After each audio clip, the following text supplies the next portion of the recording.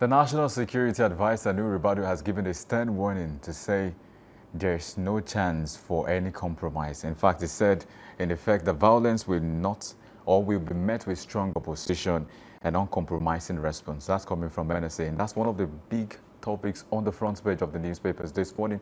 Welcome. Thank you very much for joining us on this particular edition of Newspaper Headlines and Analysis, where we check into the stories and check the stories breaking, developing, and trending across the news platforms in the country, Nigeria.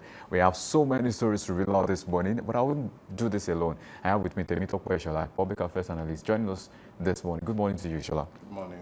It's good to have you this morning. Always a pleasure to be here. Yeah, so let's get into the conversation now. The Nigerian Tribune newspaper has that story, the big caption: violence will be met with strong response, uncompromising response. That's coming from the National Security Advisor, Nuri Badu. That's about the Anambra election come November 8th. Just 10 more days to the elections. Everything is gagging up. Preparations on everybody's side.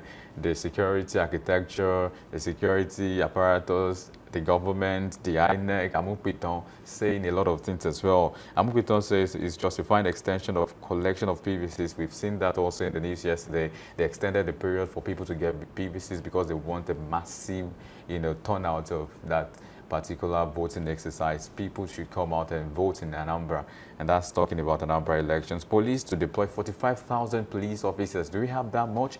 Anyway, we'll get into all of this conversation. So, Ishola, let's get right in. The first test for Amupiton is quite on the table.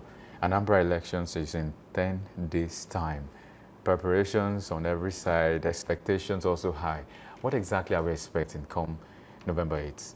I think you'll forgive me. I'm a bit pessimistic about Amupiton, largely because of how INEC has coordinated themselves in the last general election and even the elections that came afterwards.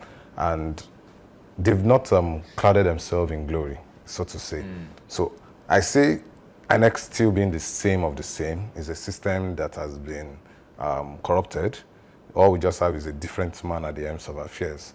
But the infrastructure, the building of INEC still remains the way it is. So with or without the chairman, the rot has gone deep down into the layers. And let's not forget, Amupiton is barely a week or 2 weeks old in office, which means the processes for the elections had begun a couple of months back. That he really has nothing to do with this election. He's just there to just oversee. So, and like I said, I'll also maintain that I'll be largely pessimistic regarding this whole election. As far as I'm concerned, decision has been made.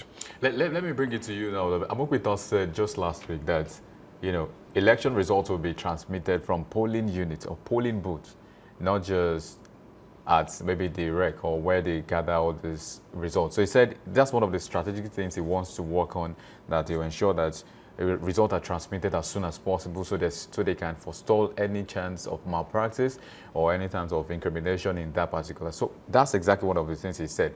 Now, you are quite mentioning that he might not really have so much to do, but he also made that point. Should we expect what he said or hold him by his word? Okay, because he's a new man, I would say let's watch and see. But the last Mahmoud Yakub said more than that. He promised us heaven and earth. So it's beyond the thought. He promised us Eldorado, that this election, 2023 election, was going to be the best. And INEC came back and changed their words that no, they didn't say they would transmit.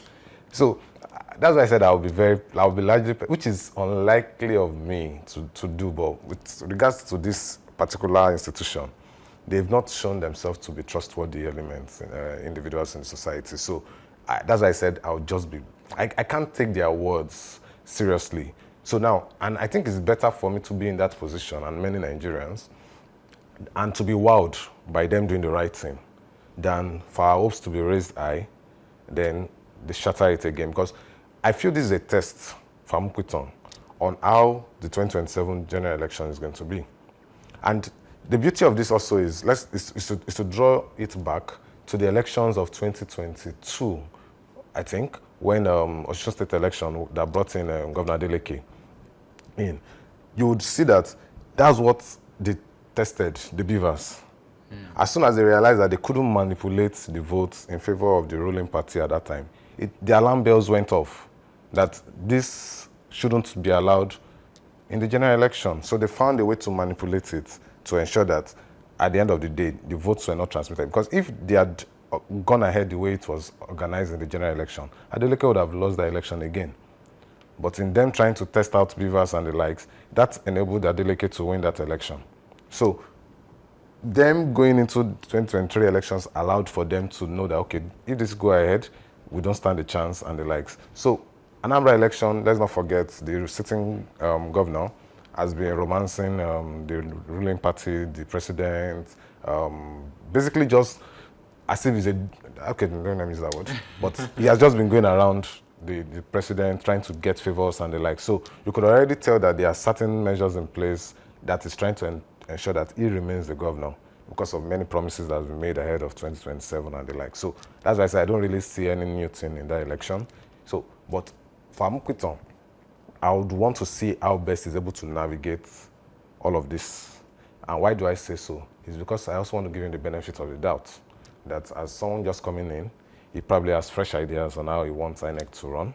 So let's see how well his personal intention, good intentions, if there are any, can balance with what is obtainable currently with INEC. So is he going to, does he have the strong will to be able to maneuver the existing recs into his own line of thought? Or is he coming in to do the bidding of the sitting president to ensure that Ukokrook, the ruling party, gets to return back? So there's no problem. I'm not one of those that will say if Governor Soludo wins, automatically it has been rigged. No. I'm one for let the elections be free and fair. So if Soludo has to go back on the will of the people, absolutely, but let it be transparent enough that there isn't so much to question as to the integrity of the elections. So, and I would love to see if that can be allowed to play in an Anambra election. And for the NSA statements and the likes, they've said all the right statements, but the truth is, at the end of the day, can they act on their words? Yeah, so it's like you said it's more than talking, it's walking the talk. It's quite important as well. Now, let's switch focus to something quite interesting, something that concerns every other person, security in the country, Nigeria. There's also a saying that what goes around comes around.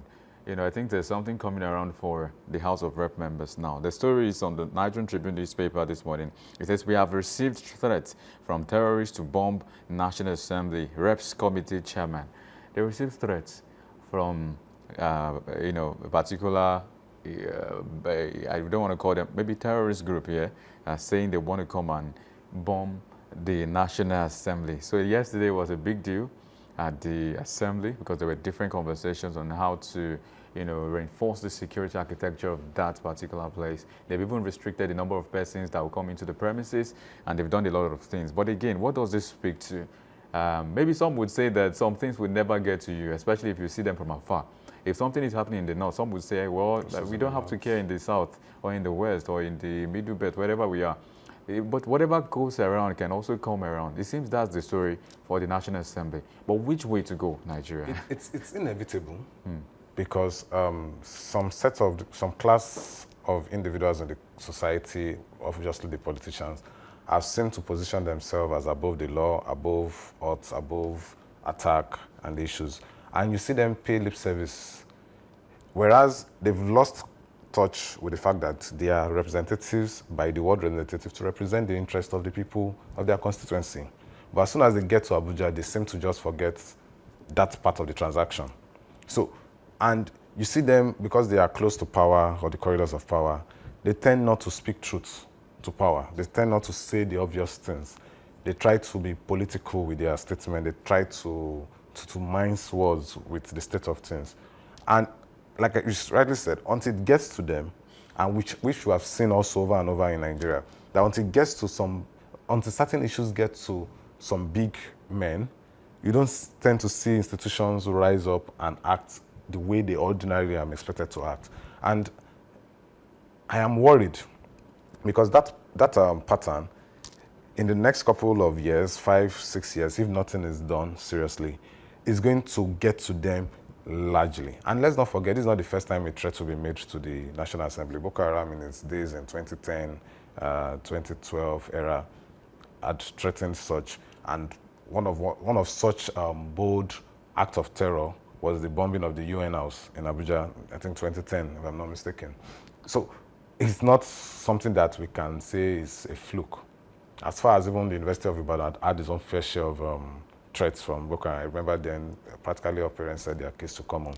So all of those are possible. So the measures they are putting in place, and I still feel personally that for the threats to have been, for it to have been communicated to them means they don't really have the intention to go ahead and do it now. But it's also a sign that it's possible for that to happen. And just to connect it, because it's part of the insecurity issue, the issue of kidnapping. I've not seen the rep, Senate, government officials actively communicate that the level of kidnapping in this country is becoming alarming. Before you could say, oh, maybe it's for ritualists and the likes, but now we are beginning to see that it's a proper industry that is being complicated. I think just 2 days ago, some set of persons were kidnapped along the road, is it in the east, Jigawa as well, going for NYC and the likes and all of those things. And average individual youth that are even trying to get by, they're asking their families to pay ransom of 20 million and the like. Sooner or later, this same set of guys will realize that, oh, this set of people cannot afford to pay, or, oh, if we can get this set of people to pay this, they will look elsewhere and say, oh, let's pick a rep member. We had the billions that is getting in the house, and it becomes a free-for-all. So I believe it's high time the security apparatus in this country do the right thing. Enough of speaking grammar to us every time. We see we see the budget that is being allocated, with resources allocated for security. Why isn't there any clear difference? I've not seen our policemen with a better uniform, with a better arm, or remuneration welfare package, nothing at such. You still see them looking wretched, you still see them with old weaponries that are outdated. So and you also see that their morale is down. So you can't just give an hungry man, a weapon to go on the streets to go and secure war. There are many instances like that. So enough of the statements that they make, and they should go. This thing is not rocket science. Nigeria just make governance look like it's an ethic or a big deal. They know what is right to do, but they will not just do it. All right, let's scratch the surface a little bit. The conversation has been around when threats are made, then there's supposed to be a beef up of security, which we have seen also at the National Assembly. But it also begs the question that, can we always beef up security in every other place and not just the National Assembly? Because it speaks to the body language of the lawmakers. Yes, they were tracking the story, and the way they took it was so serious. There was no joke. They were serious about beefing up security. Because it concerns them. Yeah. So can we take it a step further to ensure that the issue of insecurity in Nigeria can become a thing of the past? It's the hypocrisy. I think that incident highlighted hypocrisy in the country. Reports have come out in the last couple of weeks of how a presumed genocide is ongoing. And I use that word presumed because I don't have all the facts, but at the same time, I cannot discountenance the fact that a form of killing is ongoing in the north. So I may not want to color it on the religion end, but the fact is, whether they are Christians, whether they are Muslims, people are being killed in the north. I've not seen the House of Assembly, both houses, stand up with the seriousness they took this current ongoing threat to say, oh, something is going wrong in this place. Let us have something to do about this. We've not seen that. The president, the NSA, everyone has gone mute, quiet and the likes. So all of a sudden, because they seem to be affected, you can now see them being serious and the likes. And I will still maintain, whoever really wants to go after them will not come to the National Assembly. They know where they will pick them up. So because they are politicians, they are not hard to locate. They have constituencies that they feed and the like. So they are easy to get. Yeah, maybe their relatives are outside the country and the like, but they can easily be tracked. They will attend events, they would show up in places. So I'm not worried about the National Assembly being attacked. All right. But the question is, if you are going to beef up security for the National Assembly, what efforts have you made to beef up security for the average Nigerians?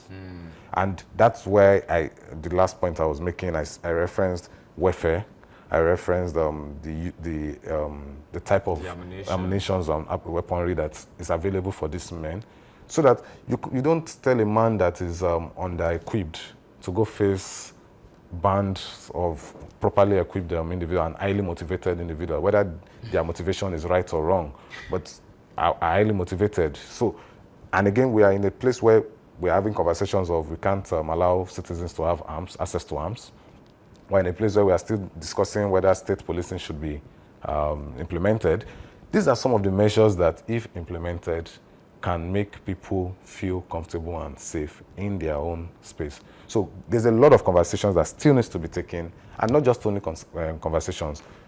Laws should be made out of those conversations. Things should be entrenched in the constitution that backs it. So we should not just pay lip service that everyone has the right to life and the likes, and to keep property. If somebody is coming to take that right away to life, to property, what are they going to do about it? So governments need to do more than just speaking. They need to put measures in place.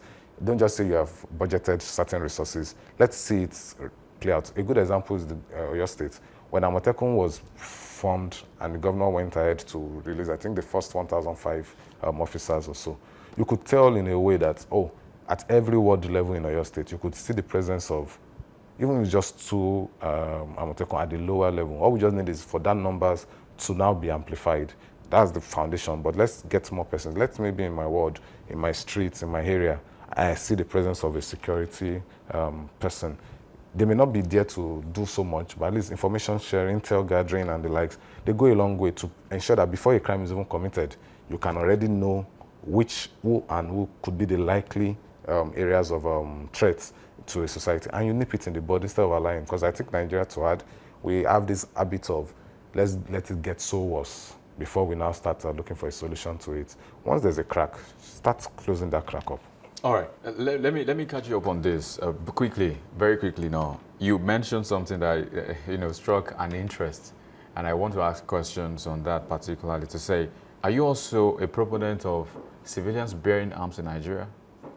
Yes, interestingly, I am. You believe that would work? But I also understand that it comes with its grave dangers. I'm aware it comes with its grave dangers. So is Nigeria right for that kind of laws? So now, this is how I would balance it. I am for civilians bearing arms, but because of the level of indiscipline in the country, I am very gentle with that approach. So what is my alternative? It's something that I have always championed off air. So this is probably the first time I would be communicating it.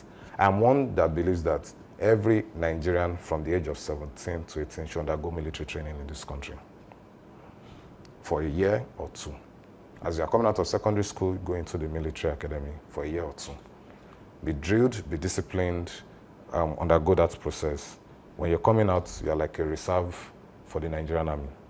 So I believe that sense of culture would instill a mindset of discipline in some ways, would instill a mindset of nationalism, patriotism, awareness, security awareness, self-defense skills, and the like. So no idiot can just come up with a gun and say it's coming to harass your household or your community. He's already aware that there's a tendency that before he makes that move, there's 2, 3, 4, 5 persons that also know how to handle this that can come. And because of that military training of a sort, you're already in the system, and you also know that you are accountable to the leadership of the country. So even if you have the arms, you can't just wake up one day and say you're using it anyhow. You still are accountable to the system that lets you know, okay, yes, you might have this with you, how you use it.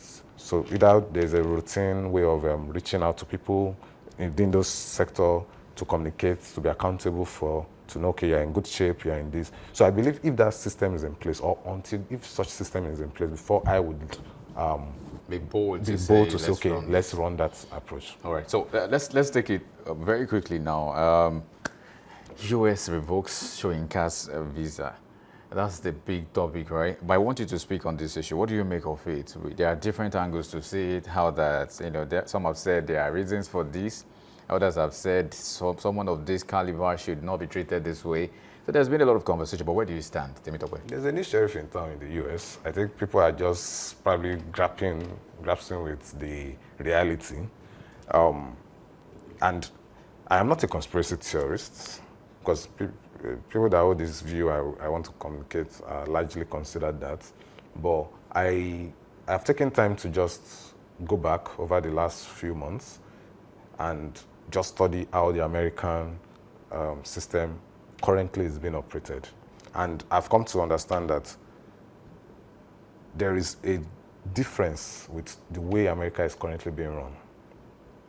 The elements in power that enabled Sowore and the likes no longer exists at the moment in America.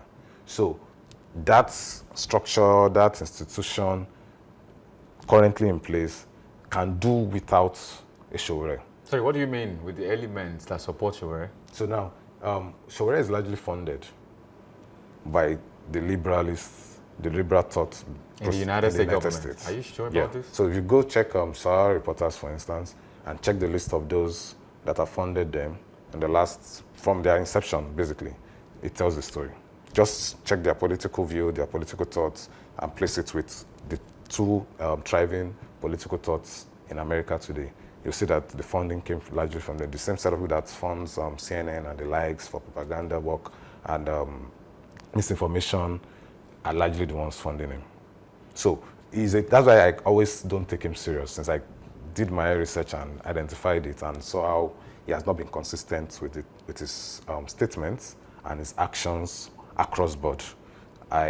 Those are the times I began to question, okay, the integrity of him as a person. But rather than people just telling me, I just had to go do my own research. And as soon as and he hasn't denied it to date when he has been faced with such accusation. He has been practically quiet, silent about it. So, but whether he says the truth or not, the facts that are available, either on Wikipedia or on Sahara Reporters, when you do your research on their funding, because he wasn't funded by himself. He had partners, he had organizations saying, oh, we are supporting this, you're a journalist, this. So those are the ideas, those are the platforms or the basis for which he got those funds. But he who pays the piper dictates the tune. So if someone is coming and is pouring in over $500,000 in my corporation and is telling me he's supporting me because I either share the same view and values with him, or the person wants me to help him get something done. So when you look at that foundation that I've built, in America today, you see that under Trump, the government is actively destroying every form of grants that is being amplified by the Democrats. So basically, it's a Republican Democrat issue, a liberal conservative fight ongoing. So I feel he's just caught in that mix, and with the ongoing issues in the country, with him and the government and all, there's a lot, and I'm sure there's probably even a whole lot more than what I've even just communicated. But I can just wrap my thoughts currently around this particular view. But I still know. And okay, no, let me put it this way now. If we are being also fair and neutral, would say it raises a lot of question, because is US visa and the likes helps to at least show the Nigerian government that, oh, this person is someone that you should not just deal with or interact with roughly. So there's still that fear of, oh, the United States is a person of interest with the United States and the like, so let's tread carefully and the like. But doing all of this away makes it look like, see, you have nowhere to run. You're entirely in our hands. And that could be also very wrong, especially if we are dealing with a country that there's a large effort to clamp down on dissenting voices. So whether I still believe he's right with his approach, or whether if it's truly dissenting voices is out of the question, because it's a tool and is a curriculum that can easily be applied to even the best minds and people that are truly of threat. So it's working on Sowore could mean that template, that book can be applied across board. So that's why I am worried. I always feel like in Africa today, the threat or the feeling of, oh, the US is interested in this issue still tends to keep the government careful with how it's related, which is actually wrong. The government should not be treating its citizens on the premise of its fear of how a foreign country would perceive it, and they should fulfill the constitution that already guides them, that treats everyone well and the like. So for Sowore, it's still interesting this for me. For Wole Soyinka? Let's speak to the issue of Wole Soyinka. That's what I'm quite particular about. Wole Soyinka called it a witch hunt. Does Donald Trump have the time of Wole Soyinka? Donald Trump doesn't even know who... He probably would know, but I would disagree on that. He probably won't. He's a Nobel laureate. He won't. He's a global figure for crying out loud. He won't. He knows. He might not have been so interested, so but this he knows. This is the reason why I say so. Shoyinka is not, how do I put it? Shoyinka is not that important currently. How do you mean? His Gbedu has gone down No, already now. it's still like one of my friends said, he's still taking courses at different universities, still doing all of this. He's still adding to education or to So this is the reason why I said plethora so. of education. This is the reason why I said so. If you look at Trump's routine in the last, say, 3 weeks, 4 weeks, there's no time for him to remember if there's a Shoyinka somewhere. So, but his government, we can say we can take responsibility that the government is on him, maybe not, because obviously there are persons in those offices. So what I see happening could be that there are certain criteria that had been indicated for certain persons to lose their visas and the likes that Shoyinka probably falls under. So not necessarily because they came for him, but if you look at it, I'm sure that list has a lot of individuals on it, of which Shoyinka is just one of such persons. All right, I think we don't have to stretch it. So, but I still just feel like it's so easy. So, like I said, it's so easy for us to point fingers. It's so easy for him to say, oh, it's a witch hunt, it's a this. But I'm trying to make sense of it. He hasn't been vocal that much. Even in Nigeria, he has been a bit retired. You don't even get to invite him because they tell you that they want Baba to rest and all. So it's not been here, like there, out there. Maybe that's why some people are also calling that he should be more respected than the way he's been treated. I mean, at that age, what do you post? He you don't post any threat to any himself nation. has not clouded himself in glory because he has not been consistent with his statements in the recent years. A statement and glory are two different things. Let's not mix So why is the word he has not clouded himself in glory? I mean, there's a pedestal Nigerians had placed him over the years based on his contribution to democracy, the fight for the common man and the likes. Then in the last couple of, say, 3-4 years, his statements just betray the person people had grown to know and respect. So that's why I said he hasn't clouded himself in glory that much in recent years. So he should have just maintained that personnel he had instead of now saying statement that even contradicts what he has even written in books that we read today and the positions he has taken in the time past. So I think largely that's why there's this disparity of thoughts on whether it is the right thing or is the wrong thing.